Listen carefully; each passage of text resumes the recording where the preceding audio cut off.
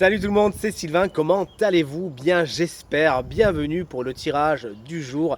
Une journée que je vous souhaite remplie de plein de belles énergies. Si vous désirez une consultation privée, vous trouverez toutes les informations pour me joindre dans la barre de description de cette vidéo. Elle s'affiche également au bas de votre écran. Et le numéro de téléphone, quant à lui, il est juste ici. C'est parti, place au tirage.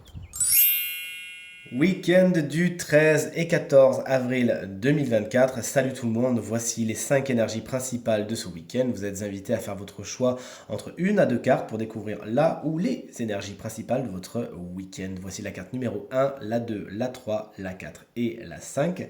Et dites-moi bien dans les commentaires quelle carte vous avez choisi. De mon côté, ce sera la 3 et la 5. J'en profite pour embrasser très fort mon papa qui fête son anniversaire ce samedi, que j'embrasse bien bien fort. Allez, on découvre tout de suite les cartes dans 3, 2, 1. Alors, si vous comptiez vous ennuyer ce week-end, oubliez.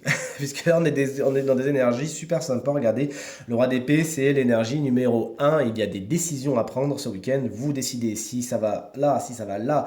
Il y a une autorité, somme toute, indiscutable avec celle du roi d'épée. C'est pas la plus naturelle du monde, mais en tout cas, c'est quelqu'un qui a tellement de logique et tellement de recul et d'analyse des situations que justement, vous pourriez, si vous l'incarnez bien sûr, décider des choses et que tout le monde vous suive sans broncher. Mais ça peut être aussi quelqu'un qui incarne ces décisions. Souvent, c'est un signe de terre, pas du tout d'air, à savoir Gémeaux, Balance ou Verseau. Mais il ne faut pas s'arrêter à ça, sinon on ne s'en sort pas. Donc beaucoup de décisions à prendre et des personnages qui ont une bonne autorité qui sauront vous guider et prendre le lead.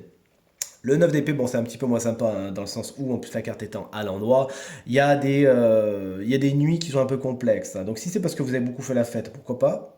Mais si c'est parce que vous réfléchissez trop et qu'il y a vraiment des événements qui font en sorte que voilà, ça vous prend beaucoup la tête, vous y réfléchissez beaucoup, là c'est un petit peu moins bien. Profitez justement de ce week-end pour vous reposer. Même si cette carte vous annonce des difficultés au niveau du sommeil, au niveau du repos, je demande maintenant que vous êtes averti, eh bien faites ce qu'il faut pour préserver votre sommeil, vous en avez besoin. Il y a des situations qui pourraient être un peu lancinantes et vous prendre la tête ce week-end.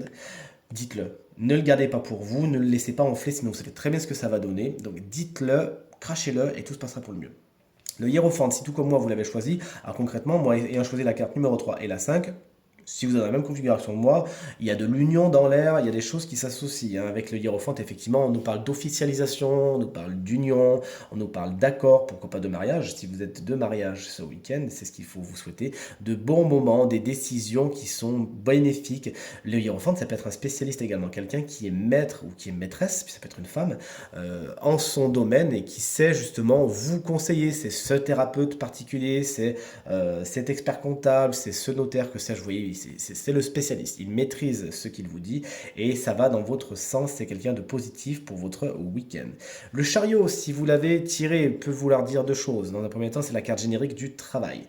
Il y a donc pourquoi pas de bons événements à attendre au niveau du travail, quelque chose de positif vous attend.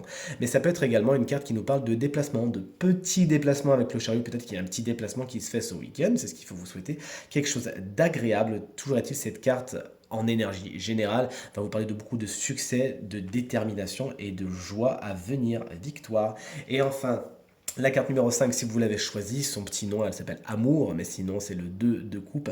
On est dans la rencontre, hein. Pour les célibataires, il y a des rencontres intéressantes à faire, à nourrir, à apprécier, à appréhender. Si vous êtes avec quelqu'un, si vous êtes en couple, si vous connaissez déjà l'amour, alors c'est un resserrement des liens déjà existants. Vous passez un bon week-end à ce niveau-là, félicitations. On est quand même avec des cartes qui nous parlent d'un bel engagement, hein, amour et hiérophante. Vous nous le dites, hein, si vous avez des demandes en mariage. À nous, ça nous intéresse de savoir tout ça, hein, quand même. On aime bien les petits potins.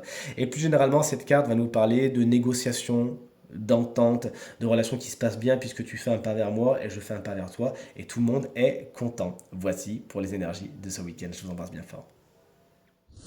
Tirage terminé, j'espère qu'il résonnera avec un maximum d'entre vous et vous permettra de passer la journée la plus positive possible.